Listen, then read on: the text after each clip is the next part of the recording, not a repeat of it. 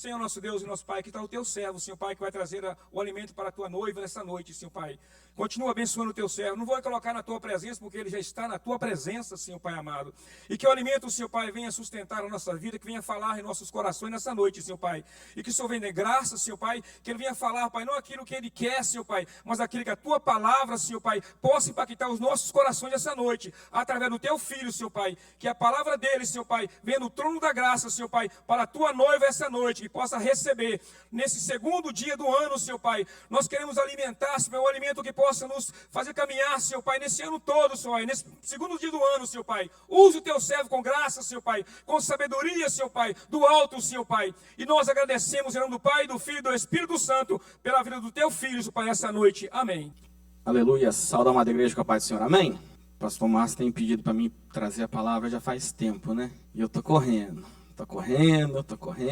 E depois da última pregação da pastora Alessia, não teve como, né? Tem que deixar Deus nos usar como flecha. Os irmãos podem se assentar por um minuto. Ano novo começou agora, né? A gente tem as nossas resoluções, os nossos planos, os nossos planejamentos. E algo que eu tenho aprendido com a palavra de Deus, algo que Deus tem mudado na minha mente, na minha mentalidade, é que se eu quero que os meus planos deem certo, eu tenho que entender que nada do que eu tenho é meu, é emprestado. Tudo pertence a Deus. Se eu e você entendermos esse ponto bem simples de Deus, os nossos planos vão para frente, os nossos planos vão prosperar.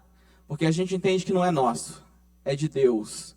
E é Deus que está no controle, é Deus que é dono de todas as coisas. E a terra pertence a Deus. E se você for me visitar na minha casa, na casa do pastor Vitor, e você fuma, eu vou pedir para você não acender o seu cigarro, porque eu não tenho cinzeiro na minha casa. Se você vem na minha casa e você gosta de beber uma cerveja, gosta de beber um uísque, uma caipirinha, eu vou pedir para você não trazer esse tipo de bebida para minha casa, porque a gente não consome esse tipo de bebida na minha casa. Se no seu vocabulário você gosta de xingar bastante, falar palavras profanas, eu vou pedir para você refrear sua língua um pouco, porque a gente não costuma falar essas palavras dentro de casa. Porque eu quero ser um bom exemplo para as minhas filhas. Se você está namorando e costuma morar junto com a sua namorada, dormir junto com a sua namorada, se você vem me visitar e vai passar um fim de semana na minha casa, eu vou te escortar para um quarto separado e a sua namorada para um quarto separado.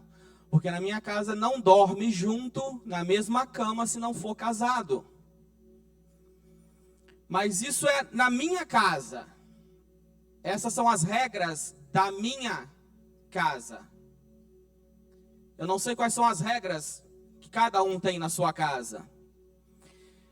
E muitos de nós, como pais que já têm filhos, não é verdade? A gente entende quando os nossos filhos saem, passam um dia na casa do amigo, vai brincar com os amigos, tem as amizades deles e vê o que está acontecendo na casa dos amigos. Muitas das vezes fala assim, mas na casa de fulano é assim.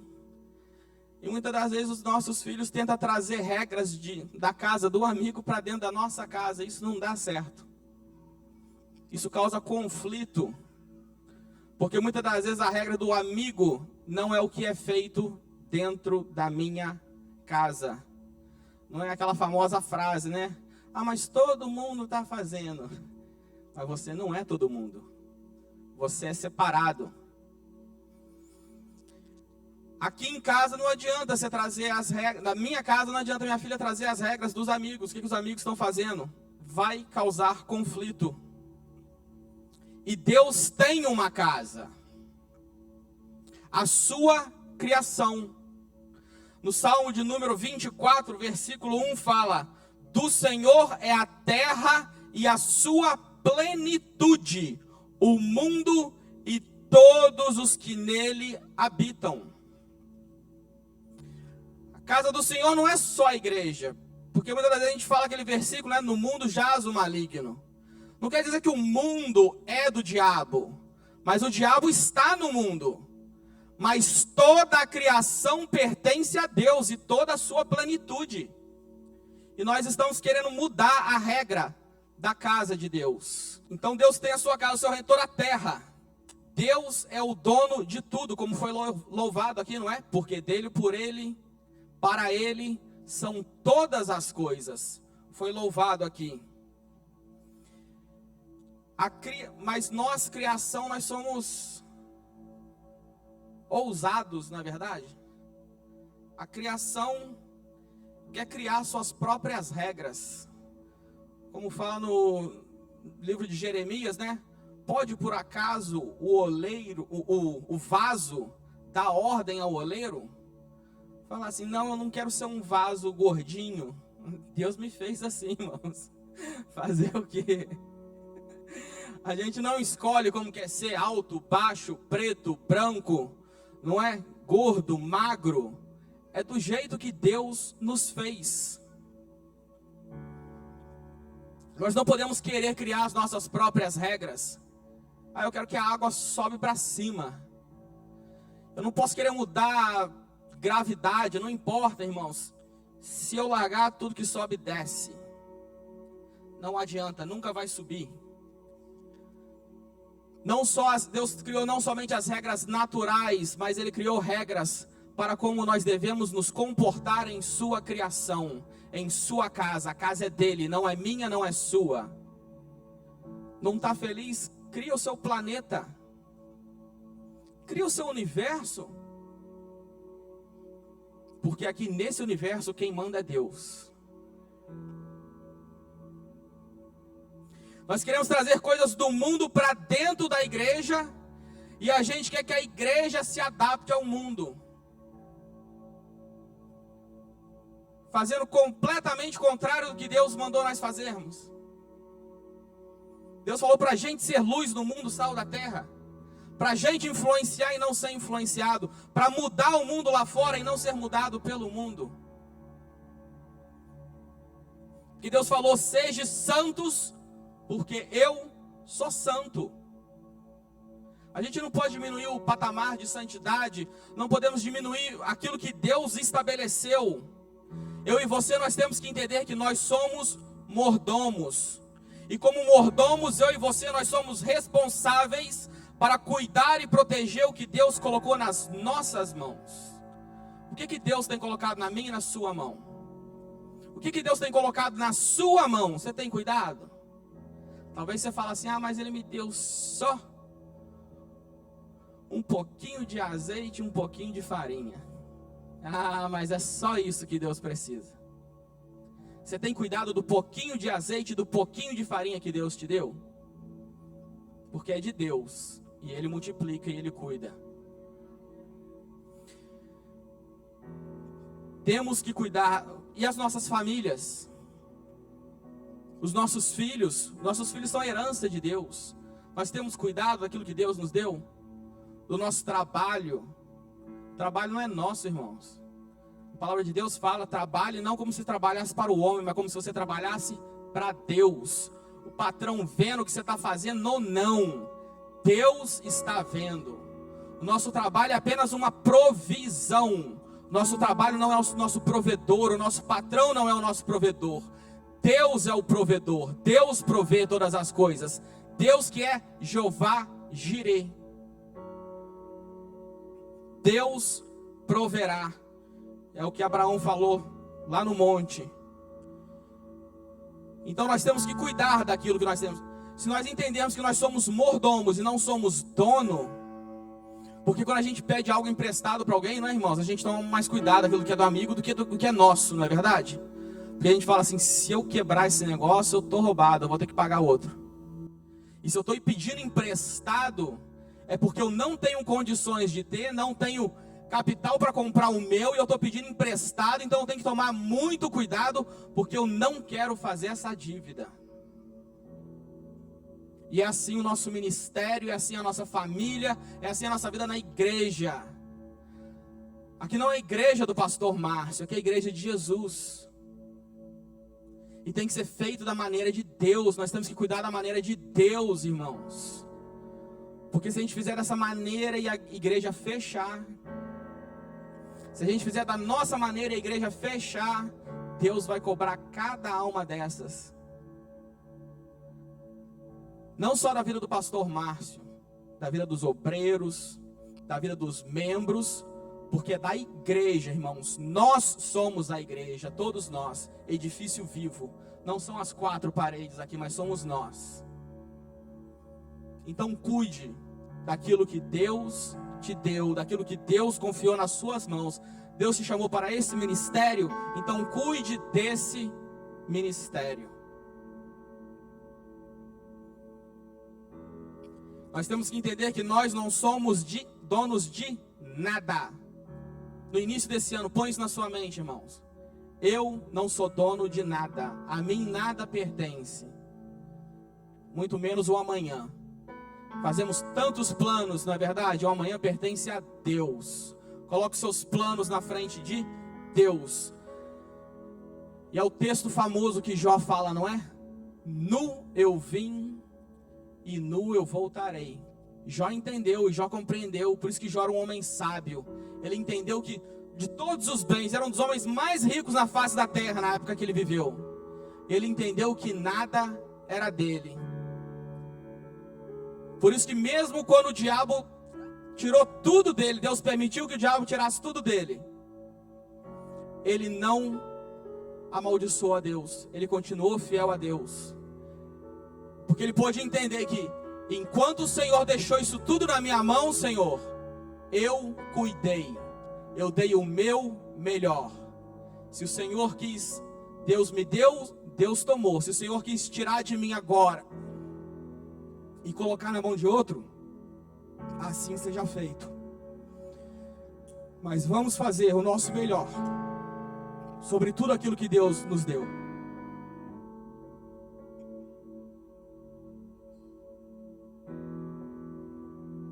Entre o nosso nascimento e a nossa morte, tudo é emprestado. Do momento que a gente nasce até o momento que a gente morre, é tudo emprestado. Nada é meu, nada é teu. Muitas das vezes a gente acha, né? Ah, não, mas essa é a minha verdade, essa é a verdade do fulano, essa é a verdade dele, né? É a sua verdade. E quando cada um tem a sua verdade, tudo vira mentira. Por isso que só existe uma verdade absoluta, e essa verdade é Jesus. E essa verdade é a palavra de Deus. Nós não podemos ir contra a palavra de Deus.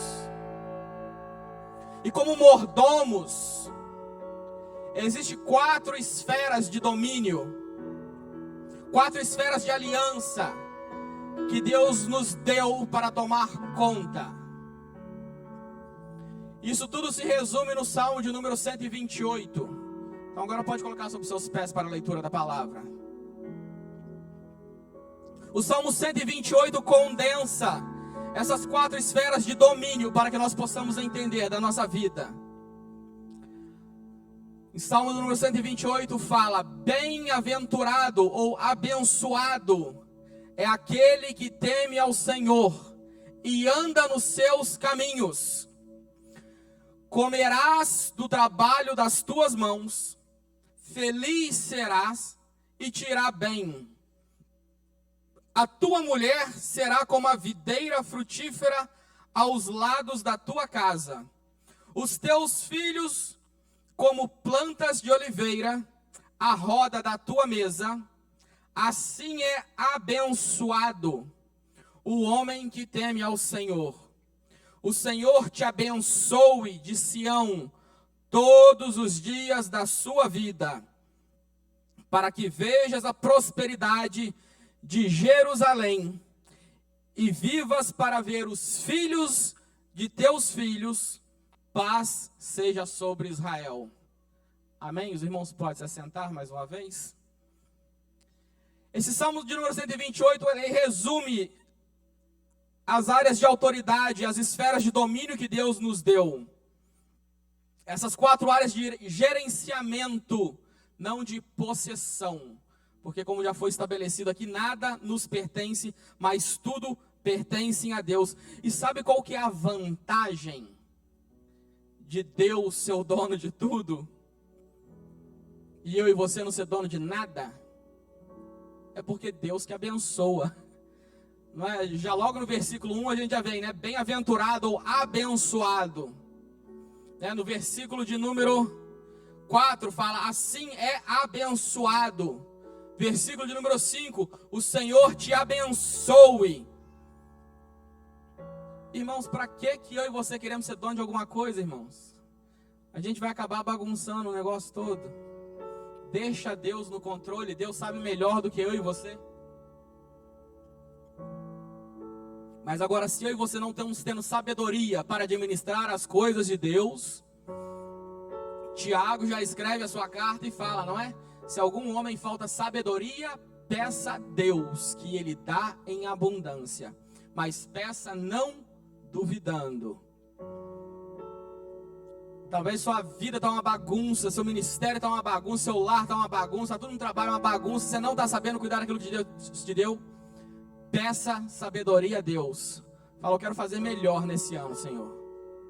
Como que eu posso fazer melhor? Me dê sabedoria para cuidar daquilo que o Senhor me deu. Eu já comecei entendendo que nada é meu. E se é do Senhor, eu tenho que ter zelo.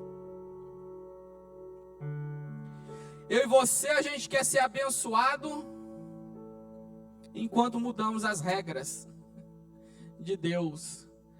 A gente quer ser abençoado enquanto a gente está mudando as regras dentro da casa de Deus, dentro da nossa família. Nós não estamos seguindo os parâmetros de Deus e queremos que Deus abençoe a nossa família. Estamos querendo mudar as regras dentro do trabalho e queremos que o patrão nos abençoe dentro do trabalho. Queremos mudar as regras que Deus estabeleceu para a sua casa, para a sua igreja, e queremos que Deus nos abençoe. A bênção é para os mordomos, para os servos, aqueles que estão trabalhando na obra de Deus. O amor de Deus, irmãos, é incondicional. João 3,16 já fala, não é? Que Deus amou o mundo de tal maneira que deu seu Filho unigênito por amor de todos, para que todos não pereçam e tenham a vida e a vida eterna. O amor de Deus é incondicional, mas as bênçãos, irmãos, antes do povo de Israel tomar posse da terra prometida,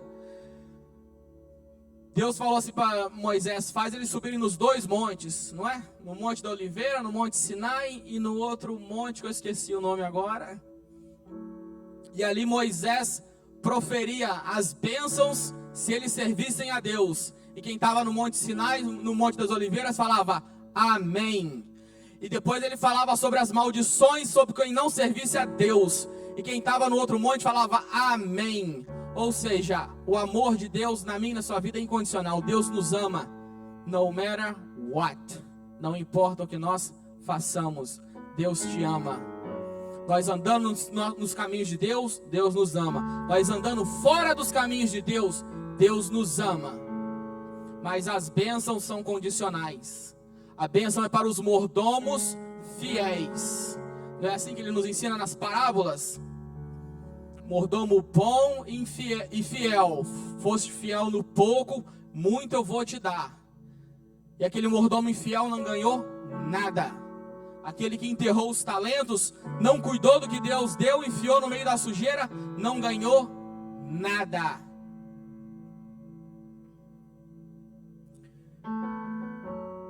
Toda a nossa vida se divide nessas 4 áreas que nós lemos aqui. Os irmãos puderam perceber quais foram as 4 áreas no versículo 128? Então separa aí, faz um traço aí, logo do versículo 1 ao 2 é a primeira área. No versículo 3 é a segunda área. No versículo 4 até o princípio do 5 é a terceira área. E depois a última área. Primeira área, verso de número 1 ao 2. Bem-aventurado aquele que teme ao Senhor. Ou seja, individualmente, a primeira área. Você, eu e você, individual. Se nós estamos sozinhos, independente de solteiro, casado, parte da igreja ou não, você.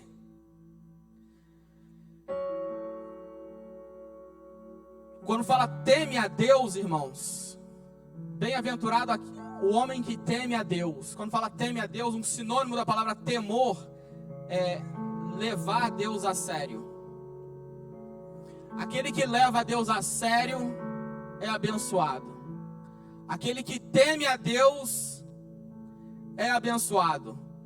Bem-aventurado aquele que teme o Senhor e anda nos seus caminhos. O problema é que eu e você não estamos levando Deus a sério. Nós estamos levando tudo casual. A gente vem para a igreja de qualquer maneira. A gente vem brigado com a nossa esposa, vem brigado com os nossos amigos, a gente vem para a igreja de qualquer maneira.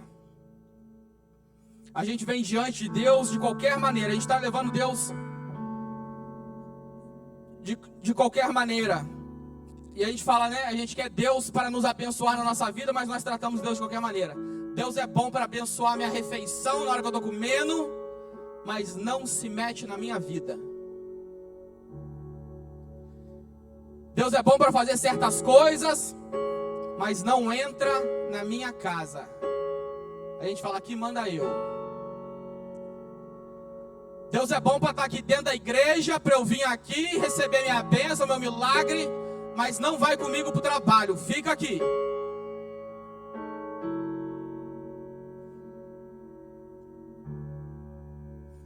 A verdade é que eu e você estamos querendo Deus na promoção, né? Mulher que gosta de promoção, ainda mais no final do ano, né? Tem liquidação, 50% de desconto. Aí eu compro à vontade, compro um monte. A gente quer Deus assim na promoção. Enquanto tá 50%, 80% de desconto, eu quero Deus. Me dá bastante de Deus na promoção. Mas quando eu e você temos que pagar o preço, aí a gente fala, não. Aí não. Só se tiver com desconto. Porque eu e você não levamos Deus a sério.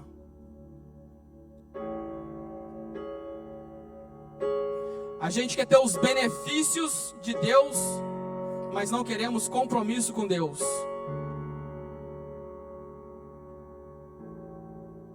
Eu e você, a gente somos beneficiados pela eletricidade, irmãos.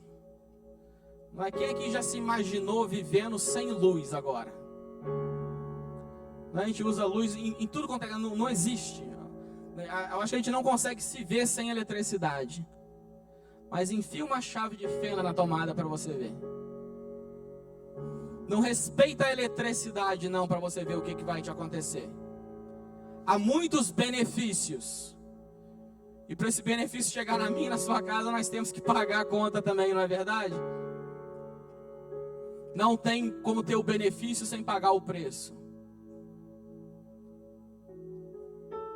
A gente quer tratar Deus igual um pneu sobressalente no porta-mala. Anda para um lado, para o outro, mas dentro do porta-mala. Ninguém vendo, quieto lá. Porque caso aconteça do meu pneu furar, esvaziar e meu carro não andar mais, aí eu vou lá no porta-mala e abro. Eu preciso de você agora, Deus. Vem cá. Vem cá que eu não estou conseguindo andar não. Agora eu preciso... Troca o pneu, vai na primeira borracharia, consertou o pneu, volta para o porta-mala. Fica aí quietinho, porque agora eu estou tranquilo. Nós não estamos levando Deus a sério. Estamos tratando Deus de qualquer maneira. Queremos Deus por perto, mas não à vista.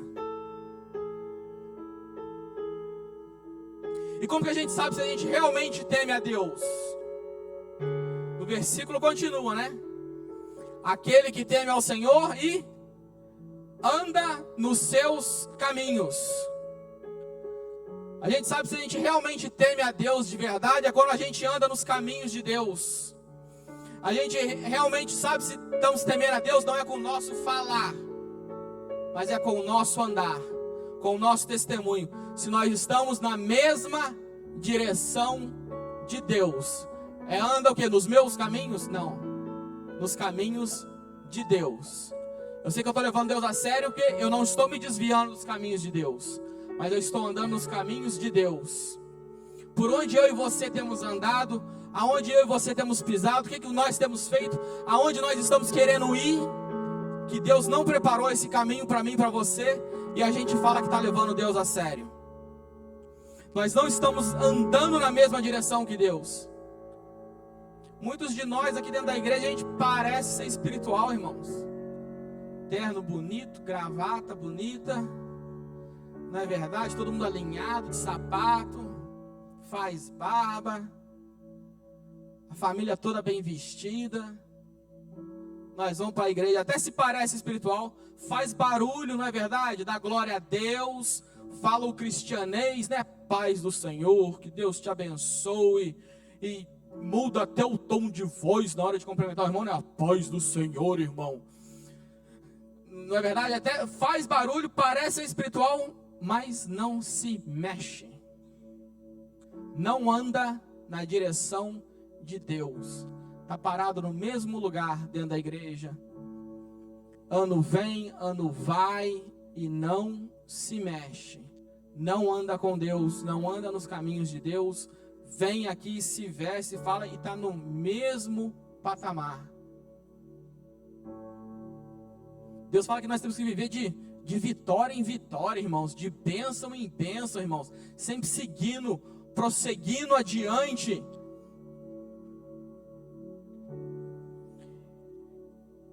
Debaixo da autoridade de Deus, irmãos. Andar nos caminhos de Deus significa estar debaixo da autoridade de Deus. Debaixo da autoridade de Deus é a melhor posição, é o melhor lugar, é o único lugar onde eu e você seremos abençoados.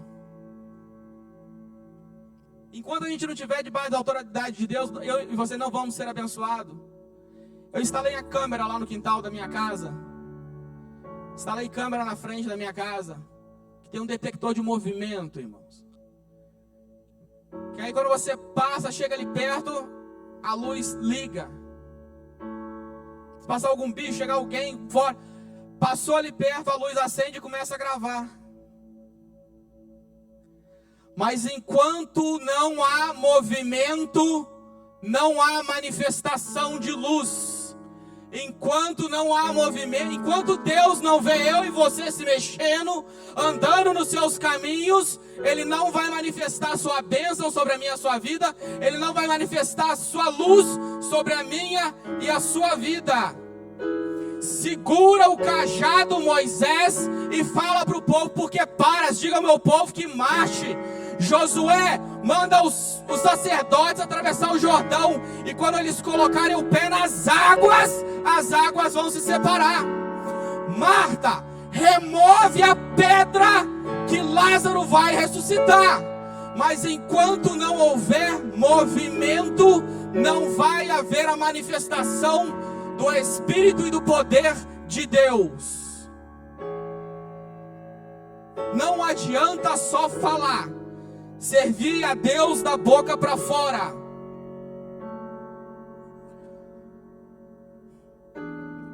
Sabe quais são os benefícios de temer a Deus? Os benefícios de levar Deus a sério. Está aí no versículo 2. Comerás do trabalho das tuas mãos. Esse é um benefício de quem teme a Deus e anda nos caminhos de Deus. Comerás do trabalho das tuas mãos. Irmãos, quantas pessoas eu e você conhecemos que está aqui na América há 10, 20, 30 anos e não tem um centavo guardado, não tem uma casa no Brasil, não tem uma casa aqui, não tem nada no seu nome, e trabalha, irmãos, e faz dinheiro e ganha dinheiro, mas não tem nada, não consegue tirar umas férias, e está ali se escravizando para o patrão, para o mundo, para as pessoas, se escravizando, trabalhando, mas não consegue usufruir de nada. Não come do fruto dos seus trabalhos, porque não teme ao Senhor, não dá um dízimo, não dá oferta. Quem teme ao Senhor, dá o dízimo, porque entende que nada é dele e tudo é de Deus. Entende que Deus, que você não está dando 10% para Deus. Mas quem teme a Deus entende que Deus está deixando você reter 90% e está pedindo só 10% de volta. E por isso trabalha e não tem nada, não vai para frente, não prospera, porque não semeia. E aquilo que eu e você plantamos, nós colhemos. Mas aquele que teme ao Senhor, comerás do trabalho das tuas mãos, vai usufruir. Irmãos, todo mundo lá no Brasil achava que a minha família era rica. Minha mãe trabalhava demais. Minha esposa me falando, você é rica, né, Eliane? Minha esposa acha que a sogra dela é rica, mas não é. Mas ela teme a Deus, ela é fiel a Deus. E Deus sempre multiplicou o pouco que ela tinha. Parecia que o dinheiro dela criava. Graças a Deus nunca faltou nada na minha casa. Mas ela era fiel. Pelo menos nas finanças ela semeava. Então não importa qual seja o meu relacionamento, o teu relacionamento com Deus. Porque lembra, as bênçãos são independentes. O amor é independente, mas as bênçãos é de acordo com as ações. E Deus falou, se você plantou, você vai colher. Se você plantou na área da finança, irmãos, não me interessa se é o ímpio lá fora, quem é que está na presença de Deus ou não. Se ele está plantando na finança, está plantando no reino de Deus, ele vai colher nas finanças, irmãos. Quantos ímpios lá fora estão prosperando? Porque ajuda quem está precisando, porque ajuda quem não tem. Quantas pessoas dentro da igreja não prosperam financeiramente? Porque tudo que ganha retém no bolso. Não consegue abençoar uma pessoa lá fora, vê o irmão passando dificuldade, não divide com o irmão, não ajuda o irmão. Você acha que Deus vai te dar isso aí só para você reter para você, irmãos? Deus, quando chamou Abraão, fala assim, Abraão, anda comigo, que você vai ser uma bênção. Deus não falou, eu vou te abençoar, Abraão. Não, ele falou, anda comigo que você vai ser uma bênção. Ou seja, eu vou abençoar outros através de você. Por você, todas as famílias, todas as nações serão abençoadas. E eu e você não queremos abençoar nem o nosso irmão do lado. E queremos que Deus abençoe as nossas finanças. A gente retém tudo que Deus nos dá. Não divide com ninguém, não divide com o pobre, não divide com o necessitado. E Deus, Jesus já falou, quando você faz isso para o pobre, você não está fazendo para o pobre, você está fazendo para mim. Quando você visita alguém na prisão, você está me visitando. Por isso que tem muitos aqui que não estão comendo do fruto do seu trabalho, porque não leva a Deus a sério, não teme a Deus. Deixa Deus reinar na sua finança. Outro benefício: comerás o trabalho das tuas mãos, feliz serás. Oh glória, quem quer ser feliz aí? Todo mundo procura felicidade em tudo quanto é lugar, menos no temor de Deus. Aí eu vou casar, quando eu casar eu vou ser feliz. Vai nada, irmã. Quando eu comprar um carro novo eu vou ser feliz. Vai nada, irmão. Porque quando você comprar aquele, você vai olhar o irmão andando numa Ferrari, você já vai olhar com desprezo pro seu e vai querer a Ferrari. Se você não é feliz individualmente, se você não é feliz com Deus, não vai ser casado, não vai ser dono de empresa, não vai ser tendo carro novo, todo ano trocando de carro, comprando casa nova. Isso não vai te deixar feliz. Quer ser feliz? Teme ao Senhor. Não joga esse peso no seu cônjuge, não, irmãos. Eu não sou feliz no meu casamento, eu vou largar. Quem disse que Deus nos uniu para ser feliz? Não é verdade? Deixará o seu pai, deixará o varão seu pai, a sua mãe, se unirá a sua esposa, e os dois serão uma só carne, e serão felizes para sempre. É isso que fala a palavra de Deus? Casamento não tem nada a ver com felicidade, irmãos. Casamento tem a ver com compromisso, com honra. Seriedade, levar Deus a sério. Outro benefício de temer ao Deus, além de ser feliz, fala, e te irá bem. Presta atenção na conjugação verbal, te irá bem. Está falando que no futuro, tudo te irá bem. Quem teme ao Senhor, irmãos, Deus vai preparando os caminhos, irmãos. Ele arranca as pedras de tropeço, Ele arranca as armadilhas do inimigo, Ele vai preparando tudo o caminho para nós, porque nós estamos andando nos caminhos de Deus. Os caminhos de Deus é luz, os caminhos de Deus são retos, não tem pedra de tropeço. Mas quando eu e você andando nos nossos caminhos, irmãos, anda nos caminhos de Deus, teme a Deus que Ele prepara, e pode até parecer que não está bem, mas lembra de Romanos 8:28, que todas as coisas cooperam para o bem daqueles que amam a Deus. Não para aí não, porque o versículo não termina aí. Daqueles que são chamados segundo o seu propósito. Você está andando nos caminhos de Deus, está cumprindo os propósitos de Deus, tudo te irá bem. Deus te colocou nesse caminho para um propósito, com um objetivo. Segunda área, nós já começamos a tocar aqui, né? Na família, versículo de número 3. A tua mulher será como a videira frutífera aos lados da tua casa. Segunda área de domínio, de gerenciamento que nós temos que ter. Primeiro, nosso momento individual com Deus, temor a Deus. Segundo, a nossa família. Como que nós estamos tomando conta da nossa família? Deus criou a família. Ponto final. Deus estabeleceu o casamento. Ponto final. Macho e fêmea os criou. Não interessa o que o mundo está falando lá fora. Eu não estou preocupado em ser politicamente correto. Deus criou macho e fêmea. Casamento é entre homem e mulher. O que as pessoas quiserem fazer fora disso, pode chamar do que quiser, porque não foi Deus que criou. Amém? Deus criou a família. Não importa o que o mundo está falando. Agora, outra coisa importante, irmãos.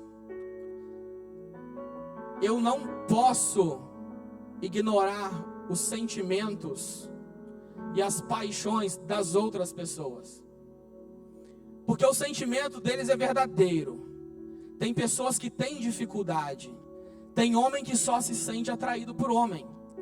Tem mulher que só se sente atraído por mulher. Não tem como eu negar esses sentimentos, porque tem mulher que tem nojo de homens e só gosta de mulher.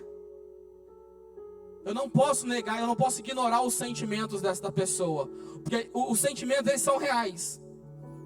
Mas a minha e a sua ação não tem que corresponder aos nossos sentimentos.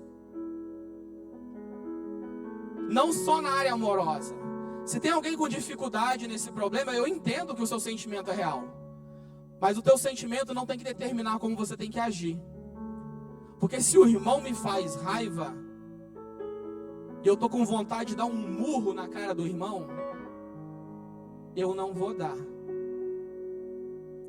Porque Cristo vive em mim. Os meus sentimentos não mandam em mim. Quem manda em mim é Deus. Eu controlo os meus sentimentos. Eu posso ter certas tendências na vida, mas a escolha é minha e a escolha é sua. E não é fácil, eu sei que não é fácil, irmãos. Mas se alguém tem algum problema nessa área, procura. Porque Deus pode te fortalecer. Deus pode te dar graça. Deus pode mudar. Deus mudou o coração de Faraó. Deus pode mudar os sentimentos. Deus pode mudar todas essas coisas.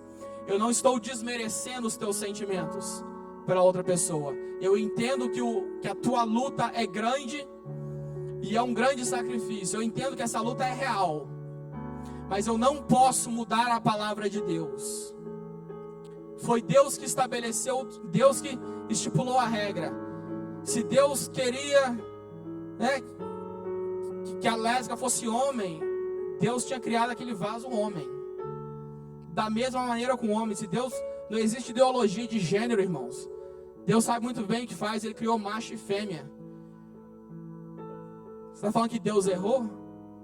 Eu e você que erramos todo dia. Deus não erra. Mas se você está com dificuldade, nós podemos orar por você. Nós podemos te aconselhar. Não vai ser de um dia para o outro, não, irmãos. Porque a luta é dura. Mas aqueles que prevalecem até o final alcançarão misericórdia, serão vitoriosos. Tá difícil? Os teus sentimentos, controlar os teus sentimentos, controlar. Você está deixando. E eu não estou falando só nessa área da homossexualidade, não, irmãos. É várias outras coisas. Você está com raiva mesmo do irmão, está com vontade de matar o irmão. Você não vai matar o irmão. Porque não foi para isso que Deus nos chamou. Os nossos sentimentos não podem nos controlar. Né? Os frutos do Espírito é o quê?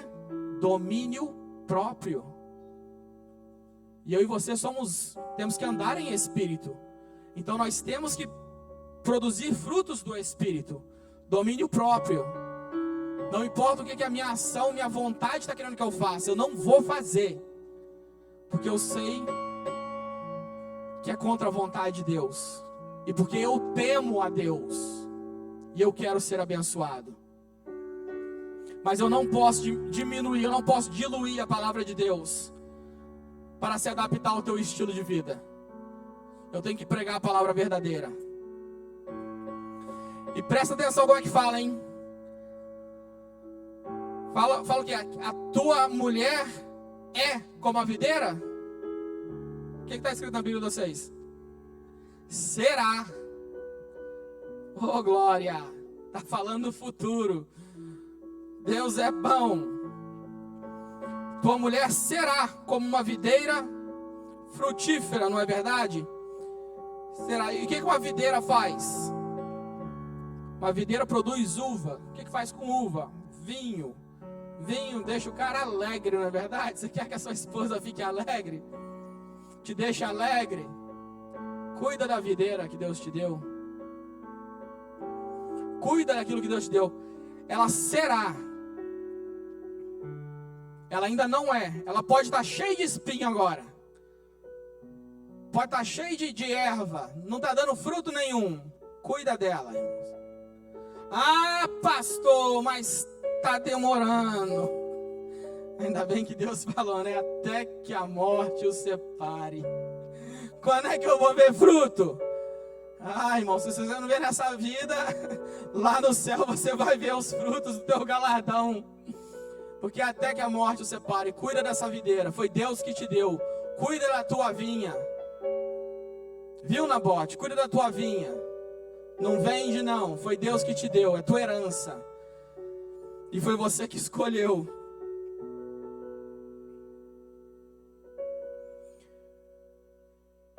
Será como a videira frutífera.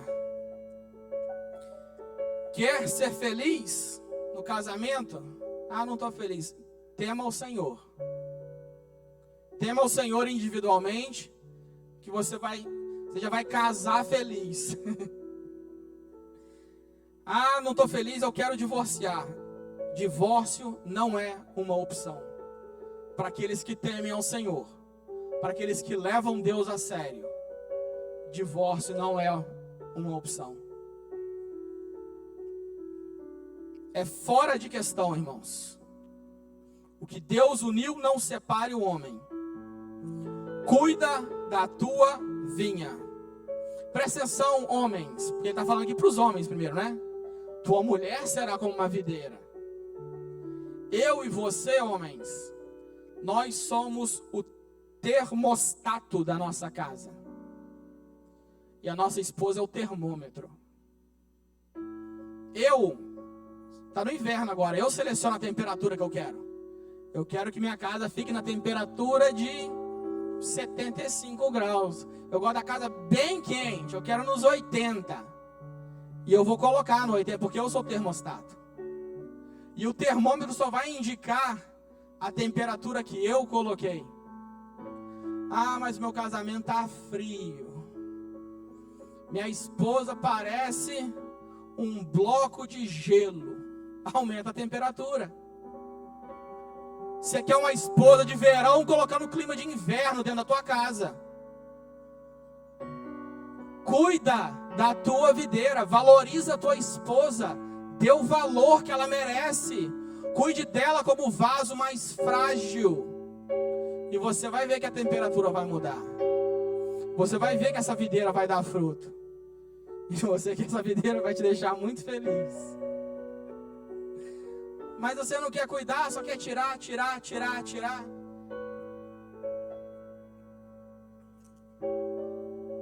Cuida. Por isso que Josué fala: eu e a minha casa serviremos ao Senhor. Ele que ditou o que vai ser. Eu e a minha casa. Não é Josué 24:15. Deus pode mudar a tua esposa. Deus pode mudar o teu cônjuge. Deus pode mudar o teu marido. Não é obrigação da igreja mover a esposa do patamar espiritual onde ela está para onde ela tem que ir. Isso é obrigação do marido. A Bíblia é bem clara nisso. Fala: mulheres, se você tiver alguma questão, pergunte aos seus maridos. O líder espiritual da sua esposa não é o seu pastor. É você, marido. É tua obrigação fazer a tua esposa crescer espiritualmente.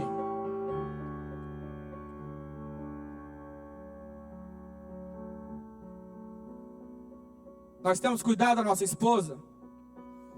Nós temos cuidado da nossa família.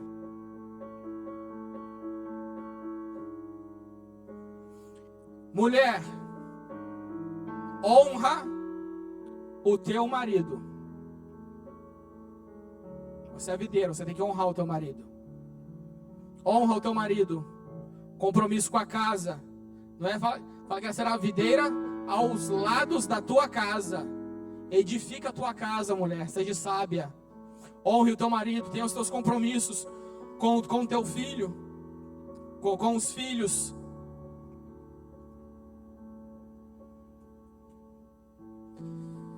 E fala que os filhos, continuando aí no versículo 3, fala o quê? Na área da família ainda. Os teus filhos como plantas de oliveiras. Presta atenção, não está falando que seus filhos serão como árvores de oliveira. Mas se você teme ao Senhor, está cuidando da tua família de acordo com o que Deus te deu, os teus filhos serão como plantas de oliveira. Uma planta de oliveira demora 15 anos para criar raiz profunda, para amadurecer. 15 anos.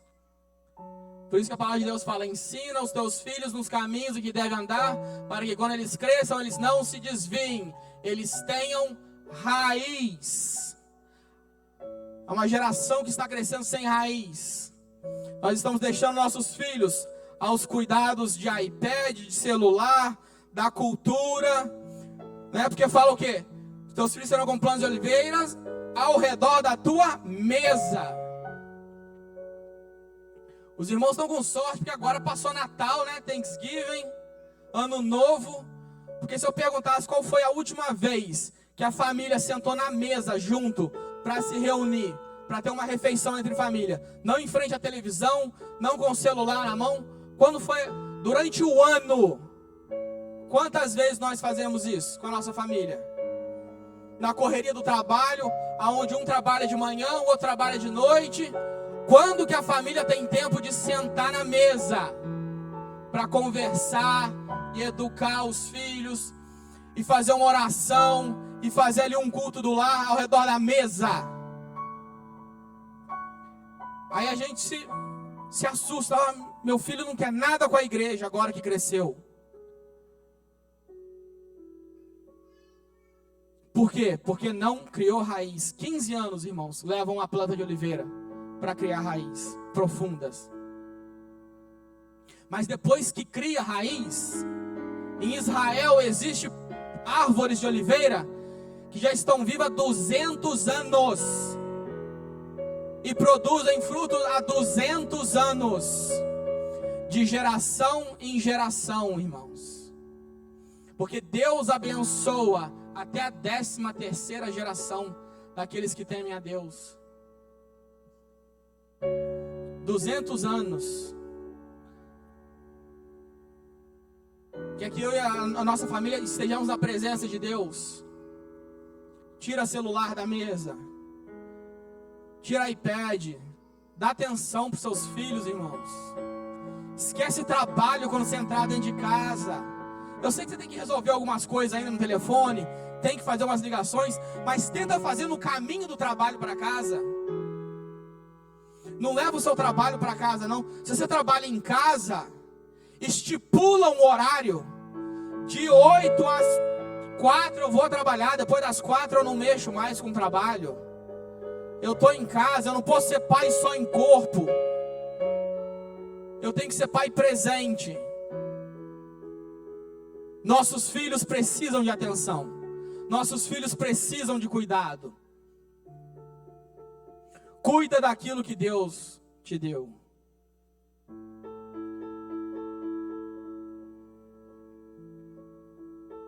E tá difícil pregar hoje.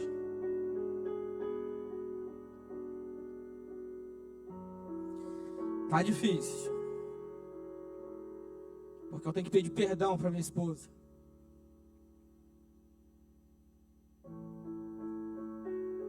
Porque eu não tenho cuidado da minha videira. Eu não tenho dado atenção para os meus filhos que eles merecem. Eu não posso pregar da boca para fora.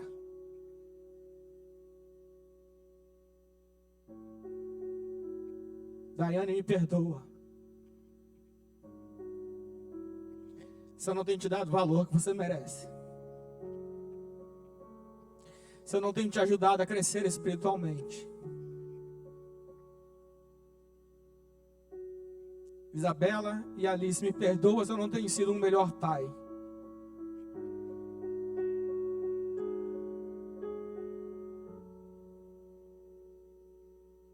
Se eu não tenho tirado tempo para te ensinar os caminhos de Deus. Mas eu quero fazer diferente nesse ano de 2022. Ainda é tempo, irmãos. Ainda é tempo. Luta pela tua família. Não desista da tua família. É obrigação do marido. E não de mais ninguém.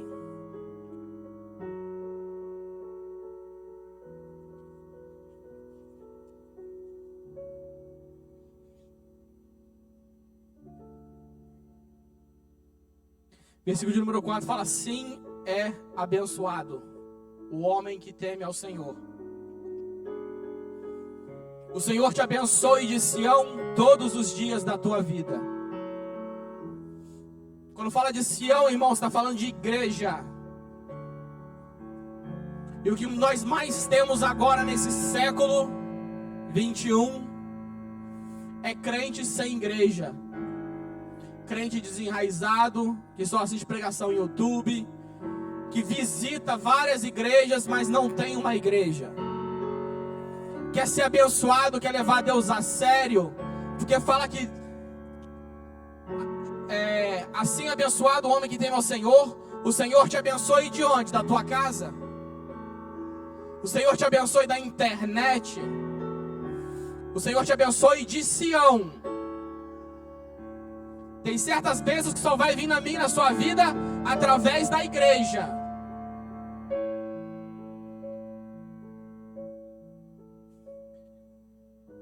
Não é? Sobre esta rocha edifico a minha igreja, e as portas do inferno não prevalecerão contra ela. Por que eu e você estamos perdendo as batalhas espirituais na nossa casa? Porque nós não estamos levando a igreja a sério, o compromisso com a igreja a sério. Queremos ser abençoados de qualquer lugar. Mas nós temos que ter a união um com o outro. Crescer um com o outro. Tem certas bênçãos que só vai vir através da igreja.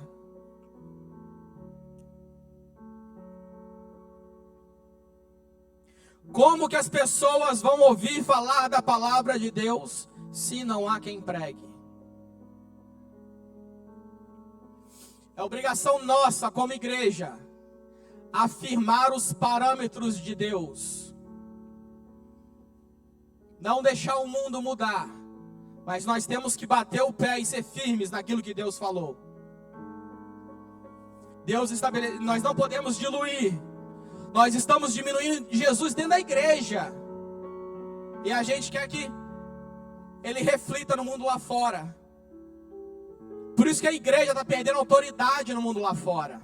Por isso que as igrejas estão fechando e não está crescendo. Porque a gente está diminuindo Deus aqui dentro.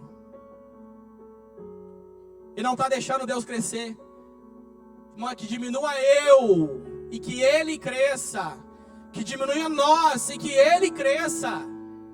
Mas nós estamos diminuindo Deus dentro da igreja para caber o mundo lá fora. A gente não quer um mundo dentro da igreja. A gente quer as pessoas do mundo dentro da igreja. Não o mundo.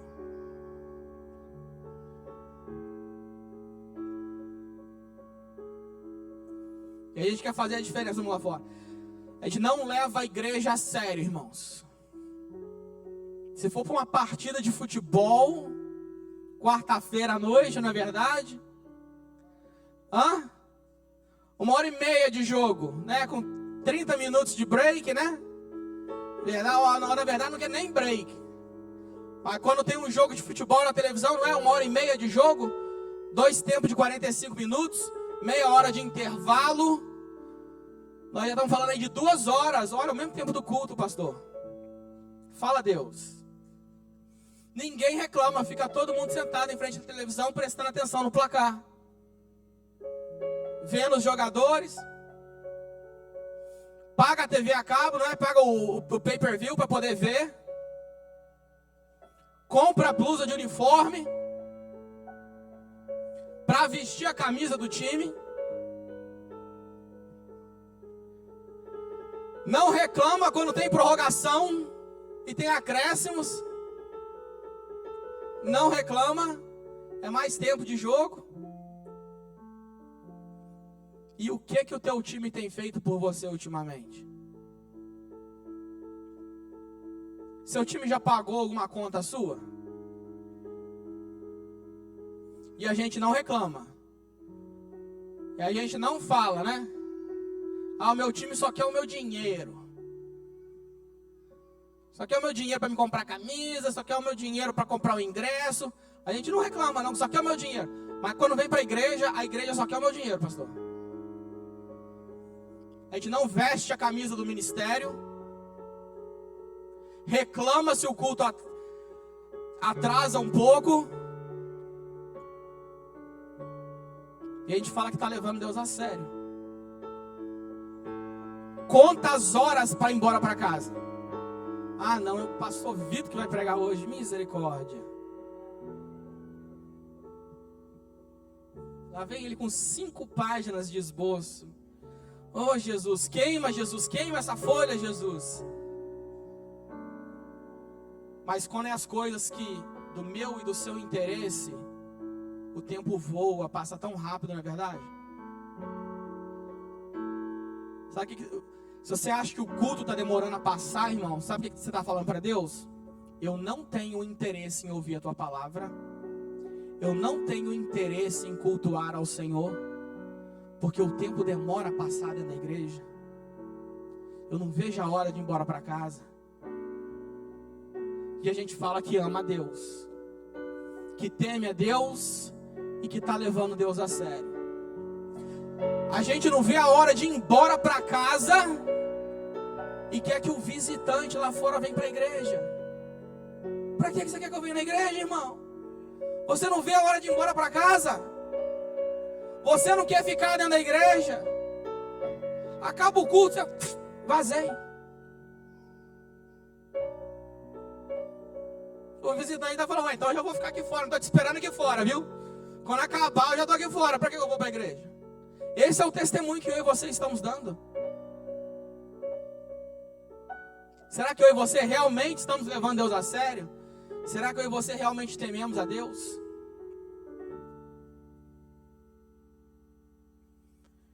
Na verdade, eu chegava em casa da escola, quando eu era criança, chegava em casa cansado, né? Tipo assim, foi na escola, estudei, eu não queria fazer nada em casa. Aí eu chegava em casa, não, estudei demais hoje, estou cansado, estou com dor de cabeça. Em outras palavras, não quero fazer nada. Mãe, não manda eu fazer nada. Ou os maridos, quando chegam em casa, né? Trabalhei demais hoje. Traduzir para vocês, esposa. Não peça para eu fazer nada. Estou cansado demais, trabalhei demais. Jesus, trabalhei demais, estou cansado demais. Quando a gente fala que a gente está cansado demais, irmão, está falando, não me peça para fazer nada. Aí a mãe falava assim, você gosta de comida, né? Você gosta de roupa lavada, você gosta de casa limpa. Cansaço não é requerimento para fazer as coisas. Não é um pré-requisito estar cansado para ter que fazer as coisas. Nós temos que fazer é por compromisso e responsabilidade. Ela falou, se cansaço fosse requerimento para fazer alguma coisa, eu teria me livrado de você no dia que você nasceu. Porque você me deu canseira, menininho. Esse marido que chega em casa cansado, não quer fazer nada, ajudar a esposa. Se cansaço fosse requerimento, ela tinha se livrado de você no dia que casou. Não tinha nem casado. Ela não casou para te dar você não casou para ela te dar descanso. Mas é para um trabalhar junto com o outro. Porque quando dois estão andando lado a lado, é mais difícil de cair. É mais difícil de ser derrubado. Então para de inventar desculpa. Mas tenha compromisso. Não só dentro da tua casa, mas dentro da igreja. Ah, estou cansado para fazer uma visita. Ah, estou cansado para fazer isso. Não, irmãos, nós temos que ter tempo para Deus. Nós temos que ter compromisso com a obra de Deus. Ah, estou cansado de ir para o culto hoje. Está cansado por quê? Porque Deus te deu um trabalho? Porque Deus abriu uma porta de provisão para sustentar a tua família? Aí agora você está cansado para Deus. Vamos levar igreja a sério. Porque Deus quer nos abençoar 10 de Sião. De dentro da igreja. A gente quer os benefícios de uma casa, queremos os benefícios da igreja sem contribuir. Crente sem igreja, crente sem compromisso. Crente que vive online, só assistindo culto online. É crente que não quer compromisso com nada. E quem não tem compromisso com Deus, Deus não tem compromisso com ele. Se vocês me negarem diante dos homens, eu te negarei.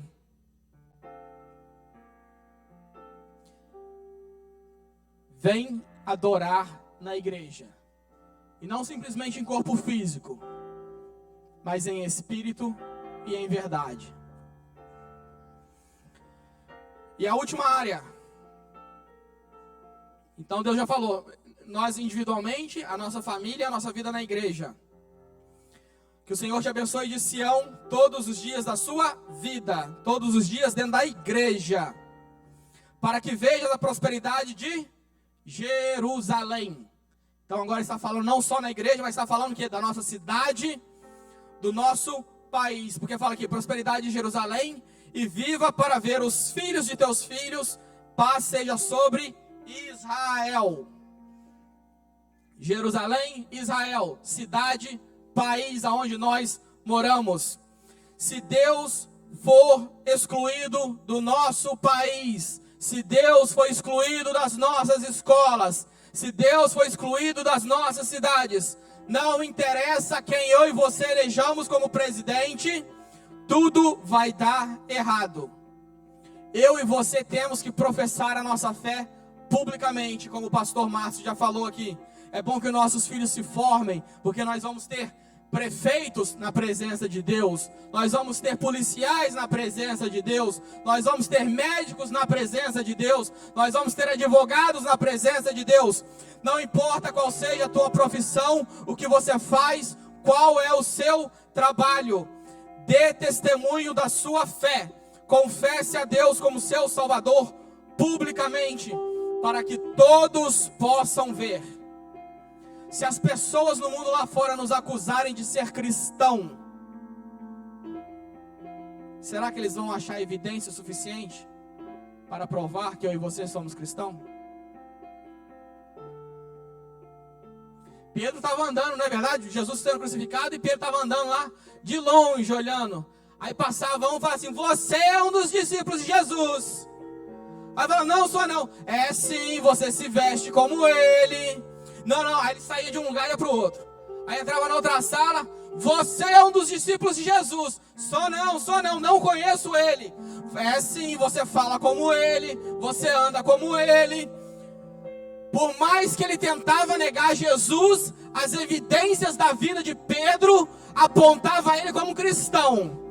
E eu e você dizemos que somos cristãos, mas as evidências na minha e na sua vida não apontam que nós somos cristãos.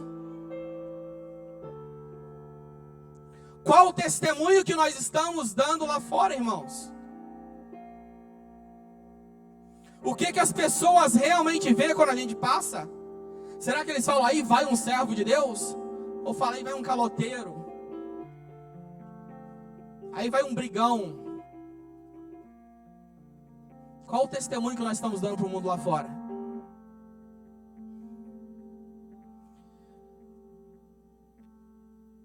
Se nós damos testemunho, nós vamos transformar as pessoas ao nosso redor. Nós vamos mudar a nossa cidade. Está falando aqui em Jeremias 29, 7, fala sobre a prosperidade da cidade, a prosperidade de Israel. Deixa eu ver se eu anotei, eu não anotei esse versículo. Alguém abre para mim em Jeremias 29, versículo 7.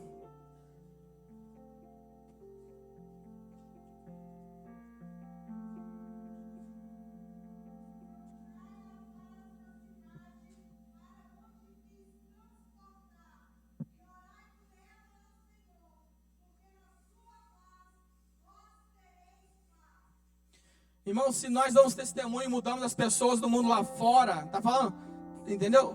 Você está procurando prosperidade, procura paz, procura dar testemunho lá fora, mudar o mundo, mudar a cidade, mudar a nossa vizinhança, porque se nós mudarmos a maneira que as pessoas pensam, não vai haver menos divórcio lá fora. Se houver menos divórcio lá fora, vai haver menos pai e mãe solteiro. Se houver menos pai e mãe solteiro, adivinha, vai ter menos auxílio do governo para sustentar essas famílias que não têm condições. Se tiver que auxiliar menos, adivinha, vai sobrar mais dinheiro para mim e para você. Nós temos que pagar menos taxas. Mas eu e você não estamos preocupados em mudar o mundo lá fora. A gente está preocupado em olhar só para o nosso umbigo. Como é que está a minha casa? Como é que está a minha família? Minha família está na presença de Deus. A minha casa está na presença de Deus. Tá bom. O que está acontecendo no mundo lá fora não me afeta. Afeta sim, irmãos. Aumenta a taxa de criminalidade. E tudo aquilo que você tem vai ser roubado. Vai roubar teu carro, vai roubar tua casa. Você não vai ter segurança para andar na rua tranquilo. Você não vai ter segurança para deixar os teus filhos na escola sozinho. Aquilo que nós deixamos, aquele que pode fazer o bem e não faz, este comete pecado. E não há bem maior do que dar testemunho da palavra de Deus, do que anunciar as boas novas lá fora. Nós temos que mudar o mundo lá fora, irmãos. É minha, essa obrigação, é um comando de Deus. Ide e fazeis discípulos. Até os confins da terra. Não só na Zâmbia. Até os confins da terra. E ele fala... E fala o quê? Para que vejas a prosperidade de Jerusalém e viva para ver os filhos de teus filhos, e paz seja sobre Israel. Filho de teus filhos, está falando sobre geração. Nós temos que mudar o mundo, irmãos. Eu fico preocupado. Minhas filhas estão crescendo, e meus netos, se o mundo já está dessa maneira com minhas filhas, como que vai estar o mundo quando os meus netos crescerem? E os meus bisnetos? A gente está parecendo o rei Ezequias, que adoeceu e orou para Deus, Deus prosperou. Aí veio os visitantes de Babilônia, olhou tudo que ele tinha, ele mostrou todos os tesouros de sua casa.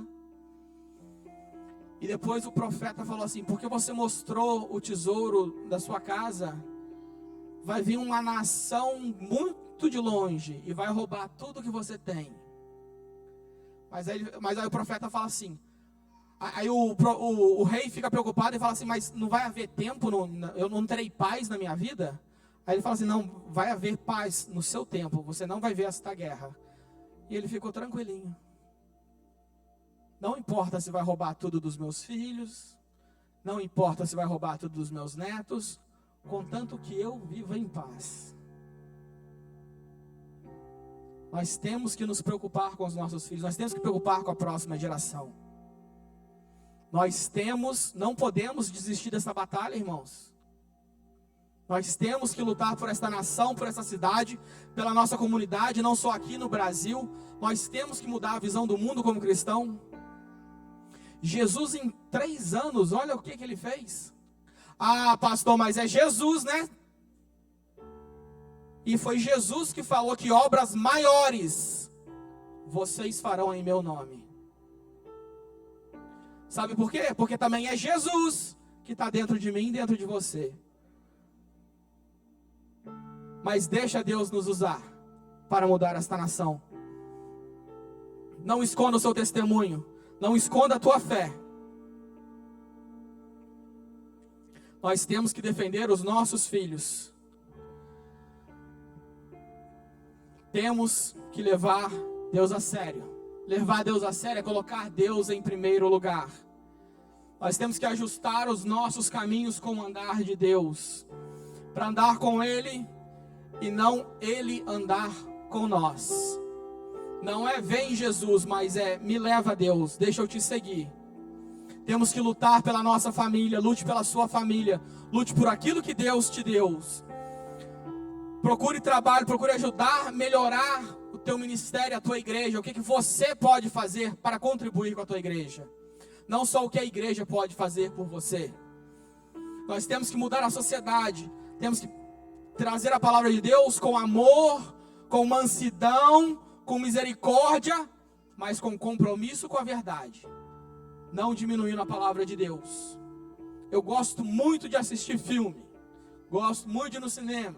Ultimamente não tenho muito tempo não, mas gosto muito. E nos filmes tem sempre o trailer antes, não é verdade? Que eles pegam as melhores cenas. E pegam ali, o filme pode ser uma porcaria, irmão. Não pode valer nada. Mas na hora de fazer o trailer do filme, eles pegam as melhores cenas, pegam os melhores atores ali e você fala assim: eu tenho que ver esse filme. Esse negócio deve ser bom demais. Não é verdade?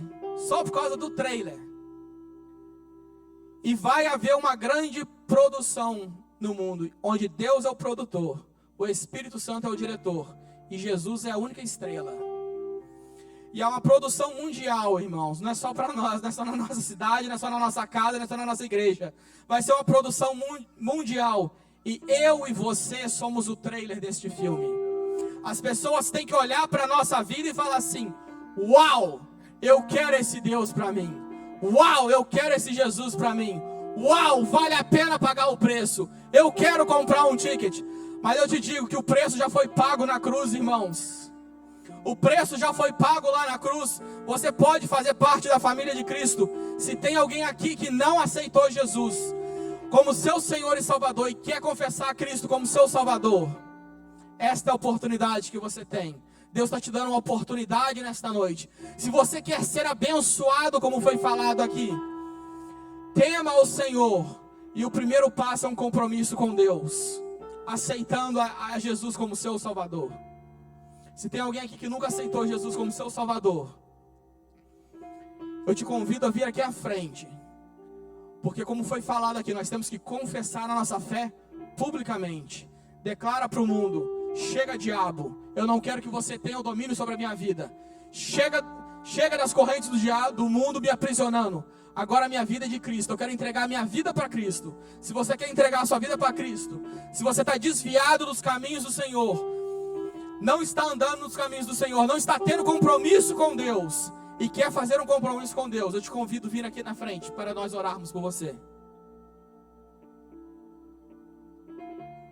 Eu não vou prolongar mais. A prorrogação já acabou. Essa é a tua... Aleluias.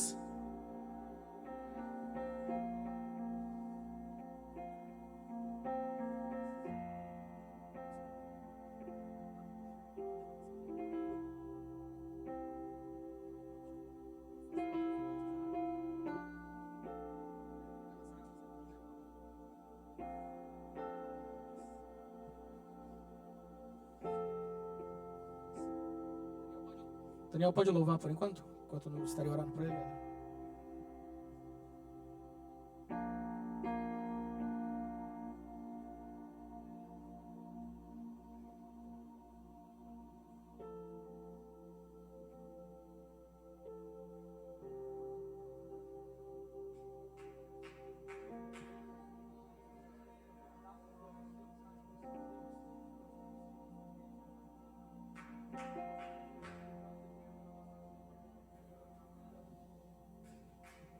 If you can use anything, Lord, you can use me. If you can use anything, Lord, you can use me. Take my hands and my feet, use my lips, speak through me. If you can use anything, Lord, you can use me. If you can use anything, Lord, you can use me. If you can use anything, Lord, you can use me. Take my hands and my feet, use my lips, speak through me. If you can use anything, Lord, you can use me. Senhor, escreve meu nome no livro das vidas e não apague jamais. Eu quero andar nos teus caminhos, não me deixe desviar para a direita ou para a esquerda. Eu quero estar no centro da tua vontade. Reina sobre a minha vida. Em nome de Jesus. Aleluias. If you can use anything, Lord, Obrigado, Senhor. Tu és fiel, Senhor. Toma a vida do Jean nas tuas mãos, Senhor, meu Pai. Guarda ele, Senhor, meu Pai. Queremos te agradecer, Senhor Deus, pelas primícias das almas, a qual o Senhor está nos entregando em 2022, Senhor Pai. Que seja a primeira de muitas, Senhor Pai. Em nome de Jesus, não só aqui em Queens, Senhor Pai, mas em Arcos, na Zâmbia, Senhor Pai, por onde a Tua palavra está sendo proferida, Senhor Deus. Não no Ministério Filadélfia, Senhor Pai, mas na Tua igreja, Senhor Pai. Traga almas para o Teu reino neste ano de 2022, Senhor Pai. É o que nós como igreja te pedimos e te agradecemos em nome de Jesus. Use my lips, speak through me. If you can use anything, Lord, you can use me. Coloque sobre os seus pés, igreja.